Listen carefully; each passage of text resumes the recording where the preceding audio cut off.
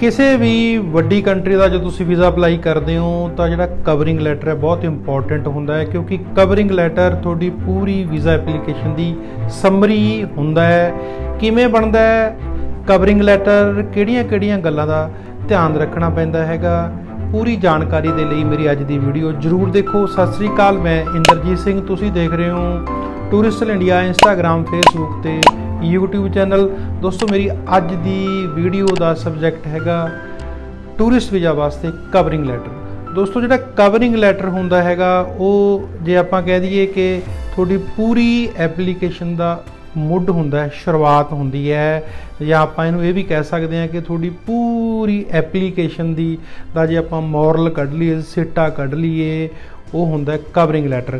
ਕਿਉਂਕਿ covering letter ਦੇ ਵਿੱਚ ਅਸੀਂ ਆਪਣੇ ਬਾਰੇ ਸਾਰਾ ਕੁਝ ਅੰਬੈਸੀ ਆਫੀਸਰ ਨੂੰ ਐਕਸਪਲੇਨ ਕਰਨਾ ਪੈਂਦਾ ਹੈਗਾ। ਕਈ ਚੀਜ਼ਾਂ ਇਸ ਤਰ੍ਹਾਂ ਦੀਆਂ ਹੁੰਦੀਆਂ ਨੇ ਜਿਹੜੀਆਂ ਐਪਲੀਕੇਸ਼ਨ ਦੇ ਵਿੱਚ ਨਹੀਂ ਦੱਸੀਆਂ ਜਾ ਸਕਦੀਆਂ, ਉਹ ਸਾਰੀਆਂ ਗੱਲਾਂ ਤੁਸੀਂ ਕਵਰਿੰਗ ਲੈਟਰ ਦੇ ਵਿੱਚ ਲਿਖ ਸਕਦੇ ਹੋ। ਇਸ ਤੋਂ ਇਲਾਵਾ ਕਈ ਵਾਰੀ ਜੋ ਸਾਡਾ ਐਕਸਪੀਰੀਅੰਸ ਹੈ ਇਹ ਦੇਖਣ ਦੇ ਵਿੱਚ ਆਇਆ, ਜੇਕਰ ਤੁਸੀਂ ਕਵਰਿੰਗ ਲੈਟਰ ਵਧੀਆ ਤਰੀਕੇ ਨਾਲ ਆਪਣੇ ਇਮੋਸ਼ਨ ਵੀ ਜੇ ਤੁਸੀਂ ਕਵਰਿੰਗ ਲੈਟਰ ਦੇ ਵਿੱਚ ਪਾਏ ਹੁੰਦੇ ਨੇ ਤਾਂ ਕਈ ਵਾਰੀ ਕਵਰਿੰਗ ਲੈਟਰ ਦੇ ਆਧਾਰ 'ਤੇ ਜਿਹੜਾ ਤੁਹਾਨੂੰ ਵੀਜ਼ਾ ਉਹ ਮਿਲ ਜਾਂਦਾ ਹੈਗਾ। ਅੰਬੈਸੀ ਆਫੀਸਰ ਵੀ ਜੋ ਤੁਹਾਡੀ ਐਪਲੀਕੇਸ਼ਨ ਅਸੈਸ ਕਰਦਾ ਹੈ, ਸਭ ਤੋਂ ਪਹਿਲਾਂ ਉਹ ਕਵਰਿੰਗ ਲੈਟਰ ਨੂੰ ਚੈੱਕ ਕਰਦਾ ਹੈ, ਜਿਹਦੇ ਵਿੱਚ ਇਹ ਚੀਜ਼ਾਂ ਲਿਖੀਆਂ ਜਾਂਦੀਆਂ ਨੇ ਕਿ ਮੇਰਾ ਪਰਪਸ ਕੀ ਹੈ, ਕਿ ਤੁਸੀਂ ਕਿਸੇ ਵੀ ਕੰਟਰੀ ਵਿਜ਼ਿਟ ਕਰ ਰਹੇ ਹੋ, ਭਾਵੇਂ ਤੁਸੀਂ ਆਸਟ੍ਰੇਲੀਆ ਵਿਜ਼ਿਟ ਕਰ ਰਹੇ ਹੋ, ਭਾਵੇਂ ਤੁਸੀਂ ਨਿਊਜ਼ੀਲੈਂਡ ਵਿਜ਼ਿਟ ਕਰ ਰਹੇ ਹੋ, ਭਾਵੇਂ ਤੁਸੀਂ UK ਵਿਜ਼ਿਟ ਕਰ ਰਹੇ ਹੋ, ਜਾਂ ਤੁਸੀਂ ਕੈਨੇਡਾ ਵਿਜ਼ਿਟ ਕਰ ਰਹੇ ਹੋ। ਸੋ ਕਵਰਿੰਗ ਲੈਟਰ ਦੇ ਨਾਲ ਇੱਕ ਚੀਜ਼ ਕਲੀਅਰ ਹੋ ਜਾਂਦੀ ਹੈ ਕਿ ਤੁਸੀਂ ਪਰਪਸ ਆਫ ਤੁਹਾਡਾ ਵਿਜ਼ਿਟ ਕੀ ਹੈ। ਦੂਜਾ, ਉਹਦੇ ਵਿੱਚ ਕੀ ਹੁੰਦਾ ਹੈ ਕਿ ਤੁਹਾਡਾ ਵਾਪਸ ਆਉਣ ਦਾ ਕੀ ਗਰੰਟੀ ਹੈਗੀ ਹੈ, ਤੁਸੀਂ ਇਸ ਤਰ੍ਹਾਂ ਦਾ ਇੰਡੀਆ ਦੇ ਵਿੱਚ ਤੁਹਾਡੇ ਕੋਲ ਕੀ ਹੈ ਕਿ ਤੁਸੀਂ ਵਾਪਸ ਮੁੜੋਗੇ, ਔਰ ਜਿਹੜੀ ਤੁਹਾਡੀ ਟਰੈਵਲ ਹਿਸਟਰੀ ਹੈ। ਸੋ ਇੱਕ ਤਰ੍ਹਾਂ ਦਾ ਪੂਰਾ ਆਪਾਂ ਐਪਲੀਕੇਸ਼ਨ ਦਾ ਮੋਰਲ ਕੱਢ ਕੇ, ਪੂਰੀ ਐਪਲੀਕੇਸ਼ਨ ਦਾ ਸਿੱਟਾ ਕੱਢ ਕੇ, ਜੋ ਕੁਝ ਆਪਣੀ ਐਪਲੀਕੇਸ਼ਨ ਦੇ ਵਿੱਚ ਹੈ ਉਹ ਸ਼ਾਰਟ ਦੇ ਵਿੱਚ ਆਪਾਂ ਕਵਰਿੰਗ ਲੈਟਰ ਦੇ ਵਿੱਚ ਦਿਖਾ ਸਕਦੇ ਹੈਗੇ ਆ। ਇਸ ਤੋਂ ਇਲਾਵਾ ਕੁਝ ਇਸ ਤਰ੍ਹਾਂ ਦੀਆਂ ਚੀਜ਼ਾਂ ਹੁੰਦੀਆਂ ਨੇ, ਕਈ ਕੰਟਰੀ ਬੈਂਕ ਸਟੇਟਮੈਂਟ ਨੂੰ ਲੈ ਕੇ ਜਿਹੜੇ ਬਹੁਤ ਯਾਨੀ ਕਿ ਸੀਰੀਅਸ ਹੁੰਦੇ ਨੇ, ਤੁਹਾਡੀ ਜਿਹੜੀ ਇੱਕ ਟ੍ਰਾਂਜੈਕਸ਼ਨ ਨੂੰ ਦੇਖਦੇ ਨੇ ਕਿ ਤੁਹਾਡੇ ਜਿਹੜੇ ਪੈਸੇ ਕਿੱਥੋਂ ਆ ਰਹੇ ਨੇ, ਤੁਹਾਡਾ ਬੈਲੈਂਸ ਕਿੱਥੋਂ ਆਇਆ। ਜੇ ਆਪਾਂ UK ਦੀ ਗੱਲ ਕਰੀਏ, UK ਨਾਰਮਲੀ ਇਹ ਸਵਾਲ ਕਰ ਦਿੰਦਾ ਹੈਗਾ ਕਿ ਤੁਹਾਡੇ ਅਕਾਊਂਟ 'ਚ ਫਰਜ਼ ਕਰੋ ਤੁਸੀਂ 2 ਲੱਖ ਰੁਪਏ ਦਾ ਕੈਸ਼ ਡਿਪੋਜ਼ਿਟ ਕਰਾਤਾ, ਜਾਂ ਤੁਸੀਂ ਕੋਈ ਜ਼ਮੀਨ ਸੇਲ ਕੀਤੀ ਹੈ, ਤੁਸੀਂ ਆਪਦੇ ਅਕਾਊਂਟ ਦੇ ਵਿੱਚ ਜ਼ਮੀਨ ਸੇਲ ਕਰਕੇ ਪੈਸੇ ਪਾ ਦਿੱਤੇ ਨੇ, ਤੁਹਾਨੂੰ ਕੁਐਸਚਨ ਆ ਜਾਂਦਾ ਕਿ ਪੈਸੇ ਤੁਹਾਡੇ ਅਕਾਊਂਟ 'ਚ ਕਿੱਥੋਂ ਆਏ। ਸੋ ਆਪਾਂ ਇਹਨਾਂ ਨੂੰ ਕਿੱਥੇ ਦੱਸ ਸਕਦੇ ਹਾਂ, ਐਪਲੀਕੇਸ਼ਨ ਦੇ ਵਿੱਚ ਤਾਂ ਇਹ ਆਪਸ਼ਨ ਨਹੀਂ ਹੁੰਦੀ ਕਿ ਆਪਾਂ ਇਹਦੇ ਬਾਰੇ ਡਿਟੇਲ ਦੇ ਸਕਦੇ ਹੋਈਏ।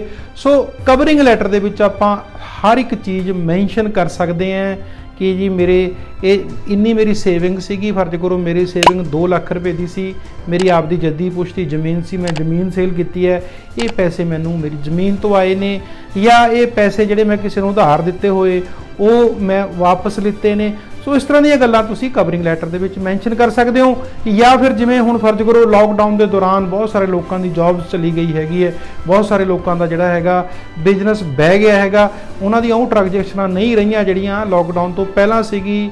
ਸੋ ਇਹ ਸਾਰੀਆਂ ਚੀਜ਼ਾਂ ਆਪਾਂ ਕਵਰਿੰਗ ਲੈਟਰ ਦੇ ਵਿੱਚ ਮੈਂਸ਼ਨ ਕਰ ਸਕਦੇ ਹਾਂ। ਆਪਾਂ 2 ਸਾਲ 1.5 ਸਾਲ ਪਹਿਲਾਂ ਜੋ ਸਾਡਾ ਸਟੇਟਸ ਸੀਗਾ ਉਹ ਮੈਂਸ਼ਨ ਕਰ ਸਕਦੇ ਹਾਂ ਕਿ ਸਰ ਮੇਰਾ ਸਟੇਟਸ ਬਹੁਤ ਵਧੀਆ ਸੀ, ਤੁਸੀਂ 2 ਸਾਲ ਪਹਿਲਾਂ ਦੀ ਮੇਰੀ ITR ਹੈ, ਮੇਰੀ ਬੈਂਕ ਸਟੇਟਮੈਂਟ ਤੁਸੀਂ ਚੈੱਕ ਕਰ ਸਕਦੇ ਹੋ।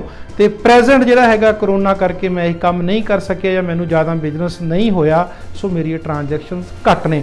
ਸੋ ਕੁੱਲ ਮਿਲਾ ਕੇ ਇਹ ਸਾਰੀਆਂ ਚੀਜ਼ਾਂ ਕਿੱਥੇ ਮੈਂਸ਼ਨ ਹੁੰਦੀਆਂ ਨੇ, ਕਵਰਿੰਗ ਲੈਟਰ ਦੇ ਵਿੱਚ।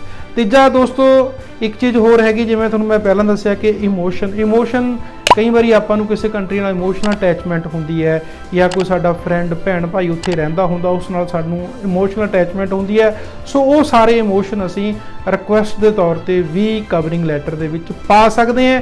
ਕਈ ਵਾਰੀ ਵੀਜ਼ਾ ਐਪਲੀਕੇਸ਼ਨ ਉਹਨਾਂ ਕੰਮ ਨਹੀਂ ਕਰਦੀ ਜਿੰਨਾ ਤੁਹਾਡੇ ਇਮੋਸ਼ਨ, ਤੁਹਾਡੀਆਂ ਗੱਲਾਂ ਕਵਰਿੰਗ ਲੈਟਰ ਦੇ ਵਿੱਚ ਪਾਈਆਂ ਹੋਈਆਂ ਕੰਮ ਕਰ ਜਾਂਦੀਆਂ ਨੇ। ਕਈ ਵਾਰੀ ਗੱਲ ਜਾ ਕੇ ਜਿਹੜੀ ਹੈਗੀ ਵੀਜ਼ਾ ਅਫਸਰ ਦੇ ਦਿਲ ਤੇ ਲੱਗਦੀ ਹੈਗੀ ਹੈ, ਸੋ ਉਹਨੂੰ ਲੱਗਦਾ ਕਿ ਨਹੀਂ ਇਹ ਬੰਦਾ ਜੈਨੂਨ ਹੈਗਾ।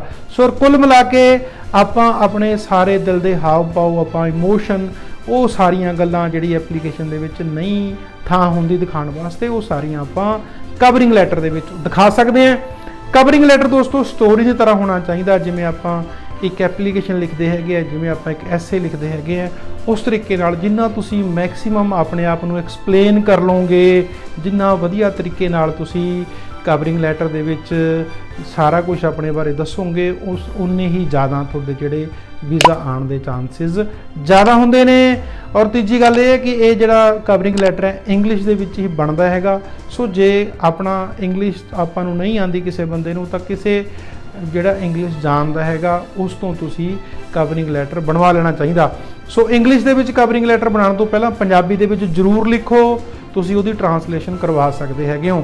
ਜੇ ਤੁਸੀਂ ਕਿਸੇ ਤੋਂ ਲਿਖਾਓਗੇ ਉਹ ਗੱਲ ਨਹੀਂ ਬਣਦੀ, ਜੋ ਤੁਹਾਡੇ ਆਪ ਦੇ ਜਿਹੜੇ ਵਿਚਾਰ ਨੇ। ਸੋ ਆਪਣੇ ਵਿਚਾਰਾਂ ਨੂੰ ਪਹਿਲਾਂ ਪੰਜਾਬੀ ਹਿੰਦੀ ਦੇ ਵਿੱਚ ਪੇਪਰ ਦੇ ਵਿੱਚ ਲਿਖੋ, ਫਿਰ ਉਹਨਾਂ ਨੂੰ ਕਨਵਰਟ ਕਰਾਓ ਤੇ ਉਹੀ ਚੀਜ਼ਾਂ ਤੁਸੀਂ ਜਿਹੜਾ ਹੈਗਾ ਕਵਰਿੰਗ ਲੈਟਰ ਦੇ ਵਿੱਚ ਇੰਗਲਿਸ਼ ਦੇ ਵਿੱਚ ਪਾ ਸਕਦੇ ਹੋ। ਤੁਹਾਡੀ ਜਿਹੜੀ ਇੰਗਲਿਸ਼ ਵਧੀਆ ਹੋਣੀ ਚਾਹੀਦੀ ਹੈ, ਜਿੱਥੋਂ ਤੁਸੀਂ ਲਿਖਵਾ ਰਹੇ ਹੋ, ਜਿਸ ਤੋਂ ਵੀ ਤੁਸੀਂ ਕਵਰਿੰਗ ਲੈਟਰ ਤਿਆਰ ਕਰਾ ਰਹੇ ਹੋ। ਸੋ ਤੁਹਾਡੀ ਜਿਹੜੀ ਇੰਗਲਿਸ਼ ਉਹ ਵਧੀਆ ਹੋਣੀ ਚਾਹੀਦੀ ਹੈ। ਸਪੈਲਿੰਗਾਂ ਦਾ ਔਰ ਜਿਹੜੀ ਗ੍ਰਾਮਰ ਦਾ ਖਾਸ ਤੌਰ ਤੇ ਧਿਆਨ ਰੱਖਣਾ ਚਾਹੀਦਾ ਹੈ, ਕਿਉਂਕਿ ਇਹ ਜਿਹੜਾ ਲੈਟਰ ਹੈਗਾ ਇਹ ਵੀਜ਼ਾ ਆਫਿਸਰ ਨੇ ਪੜ੍ਹਨਾ ਹੁੰਦਾ ਹੈਗਾ। ਸੋ ਤੁਸੀਂ ਜੇ ਇਹ ਸਾਰੀਆਂ ਗੱਲਾਂ ਦਾ ਧਿਆਨ ਰੱਖੋਗੇ ਤਾਂ ਨੈਚੁਰਲੀ ਹੈ ਕਿ ਤੁਸੀਂ ਵੀਜ਼ਾ ਲੈ ਲਓਗੇ। ਸੋ ਕੁੱਲ ਮਿਲਾ ਕੇ ਜੇ ਗੱਲ ਕਰੀਏ ਕਵਰਿੰਗ ਲੈਟਰ ਦੀ ਆਪਣੀ ਵੀਜ਼ਾ ਐਪਲੀਕੇਸ਼ਨ ਦੇ ਵਿੱਚ ਬਹੁਤ ਜ਼ਿਆਦਾ ਇੰਪੋਰਟੈਂਸ ਹੁੰਦੀ ਹੈ। ਤਾਂ ਵਧੀਆ ਤਰੀਕੇ ਨਾਲ ਬਣਾਈਏ ਤੇ ਆਪਣੀਆਂ ਸਾਰੀਆਂ ਗੱਲਾਂ ਜੇ ਵੀ ਤੁਸੀਂ ਮੈਂਸ਼ਨ ਕਰੋਗੇ ਤੁਸੀਂ ਵੀਜ਼ਾ ਲੈ ਸਕਦੇ ਹੋ।